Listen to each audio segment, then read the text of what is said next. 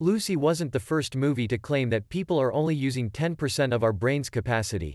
The same concept went into the Heroes TV series, and such movies as Limitless, Phenomenon, and even Flight of the Navigator. But maybe there's something to it? What if there are superpowers hidden in all of us? What if we can all be 10 times smarter, faster, stronger, and more talented than we are now?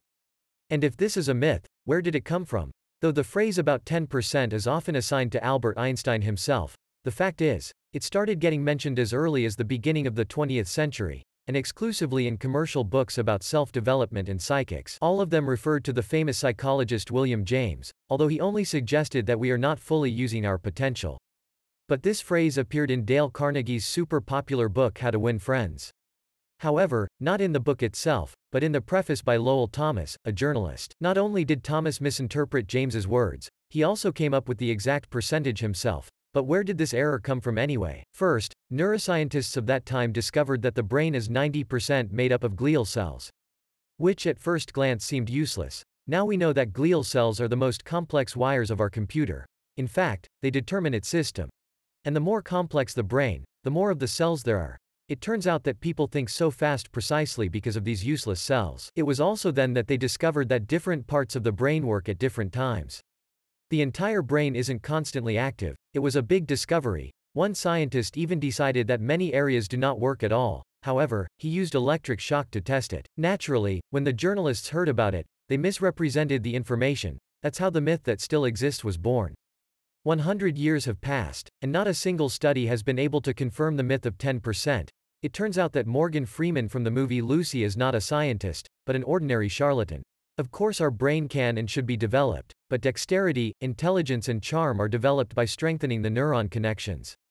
After all, even if we scan the brain of the dumbest person on earth, all areas of that brain will light up one by one, even while the person is doing nothing.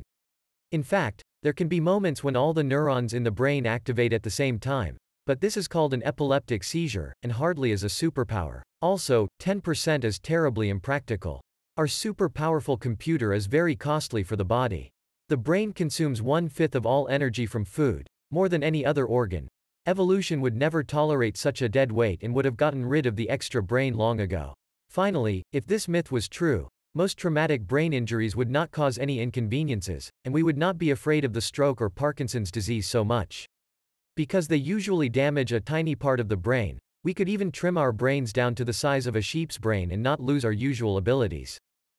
We have told you earlier what neuroplasticity is.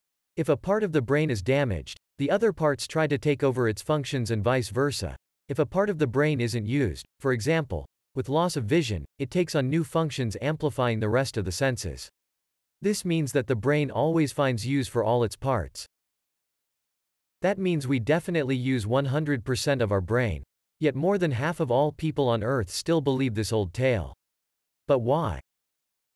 The thing is, the hidden 90% promise us a happy future. We all secretly hope that we will get in shape very soon, learn a foreign language, find an interesting job and break a sports record. We just need to work a little harder, but not today. Maybe tomorrow. And the myth of 10% says that all these abilities are already inside of us in a ready-made form. You only need to turn the switch.